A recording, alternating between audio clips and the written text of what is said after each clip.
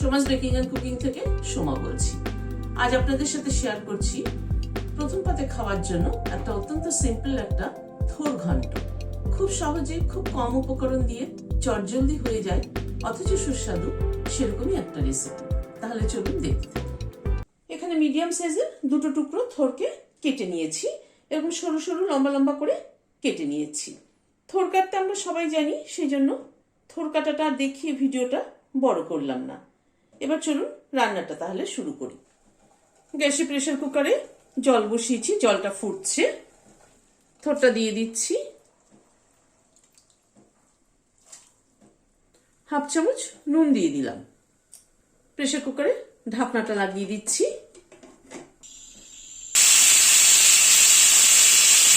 দুটো সিটি পড়ার পরে গ্যাসটা বন্ধ করে দিলাম।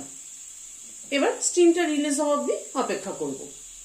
স্টিমটা রিলিজ করার পরে থোরটাকে ঢেলে দিচ্ছি একটা স্ট্রেনারের মধ্যে। থোরটা ঢেলে দিলাম। এবার থোরটা একটু ঠান্ডা হবে, ঠান্ডা হওয়ার পরে তারপরে সেটাকে আমি স্ম্যাশ করব।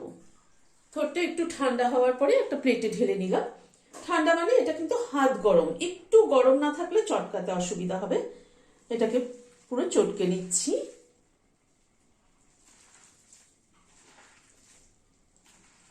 প্রথম পাতে এরকম একটা থোরের আইটেম দিয়ে কিন্তু অনেকটা ভাতই খাওয়া হয়ে যায়। থোরটাকে ভালো মতো চটকে নিলাম। গ্যাসে একটা কড়াই বসালাম, সরষের তেল দিচ্ছি। গ্যাসের ফ্লেমটাকে একটু বাড়িয়ে দিলাম তেলটা গরম হওয়ার জন্য। তেলটা গরম হয়ে গিয়েছে। এখানে একটা মিডিয়াম সাইজের আলু ছোট ছোট টুকরো করে কেটে হালকা বয়েল করে নিয়েছি। সামান্য একটু নুন দিয়ে দিচ্ছি আলুটা ভাজার জন্য।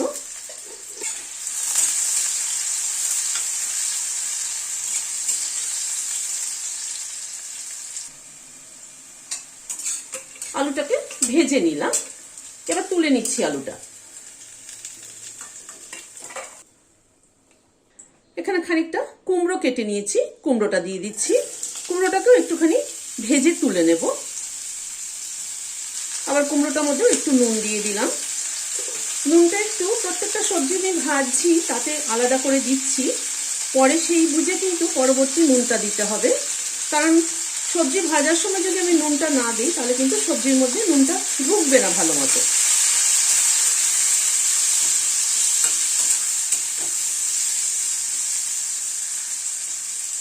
কুমড়োটাকে লাল করে ভেজে নিলাম। এবার কুমড়োটাও তুলে নিচ্ছি।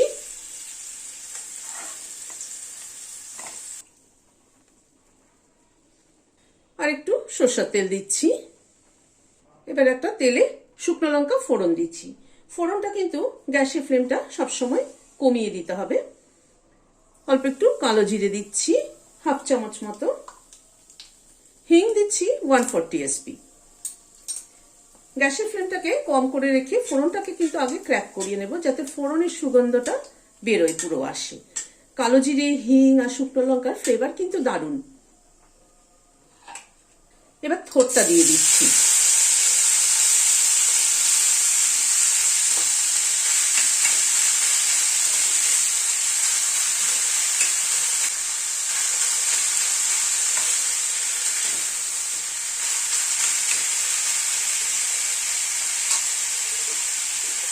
হাফ চামচ নুন দিয়ে দিলাম। আগে আলু কুমড়ো ভাজার সময় নুন দিয়েছিলাম। অল্প একটু হলুদ দিয়ে দিলাম। হলুদ কিন্তু বেশি ভালো লাগে না থোরে।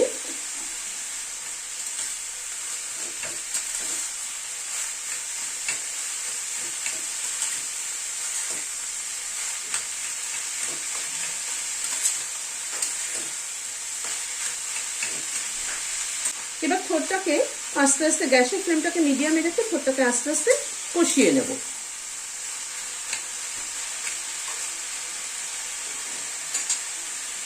একটুখানি ঢেকে দিচ্ছি, থোরটা তাড়াতাড়ি নরম হয়ে যাবে। গ্যাসের ফ্লেমটাকে মিডিয়ামে রাখছি। এখানে বড়ি ভাজার জন্য একটা তড়কা প্যানের মধ্যে একটু তেল দিয়েছি, সরষের তেল দিয়েছি। কয়েকটা বড়ি ভেজে নিচ্ছি।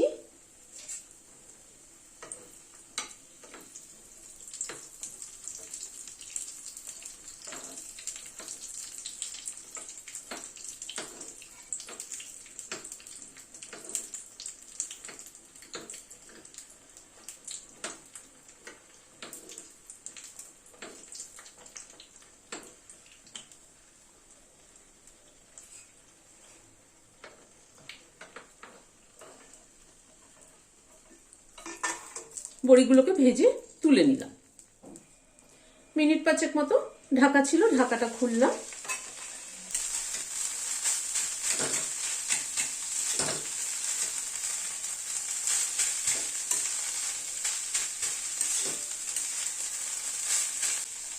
ঠোঁটটা আরো অনেকটাই কিন্তু নরম হবে। এখানে খানিকটা নারকেল কোড়া দিয়ে দিলাম। এখানে 2 টেবিল চামচ মতো নারকেল কোড়া হবে।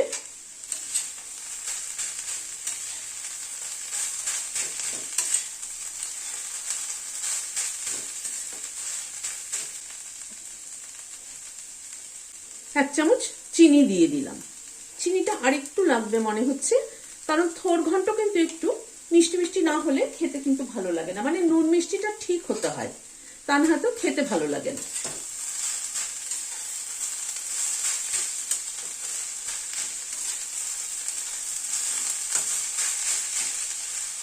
আবার একটু ঢেকে দিচ্ছি, গ্যাসের ফ্লেমটাকে মিডিয়ামে করে রাখছি।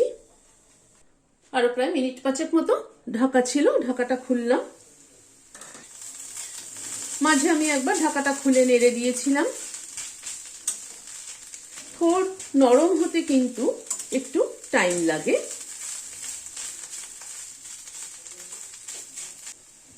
কাঁচা লঙ্কা দিয়ে দিচ্ছি 2টো, আর আলু কুমড়ো যেটা ভেজে রেখেছিলাম সেটাও অ্যাড করে দিলাম।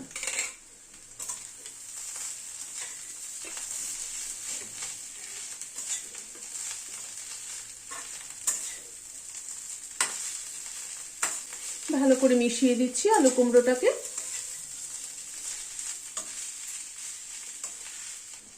এক মুঠো ধনেপাতা কুচি ছড়িয়ে দিলাম।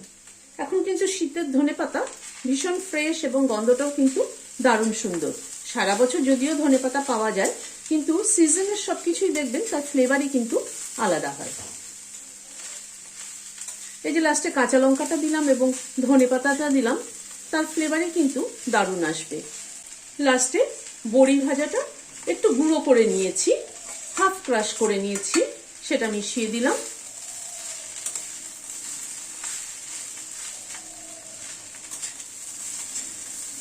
দিয়ে একটু নাড়াচাড়া করে দিলাম, দিয়ে গ্যাসের ফ্লেমটাকে বন্ধ করে দিয়ে ঢেকে দিচ্ছি। স্ট্যান্ডিং টাইম 5 মিনিট, ধনেপাতা কাঁচা লঙ্কা সবকিছু ফ্লেভার অ্যাড হওয়ার জন্য। রেসিপিটি যদি ভালো লেগে থাকে তাহলে একটা লাইক এবং সাবস্ক্রাইব করার অনুরোধ রইল।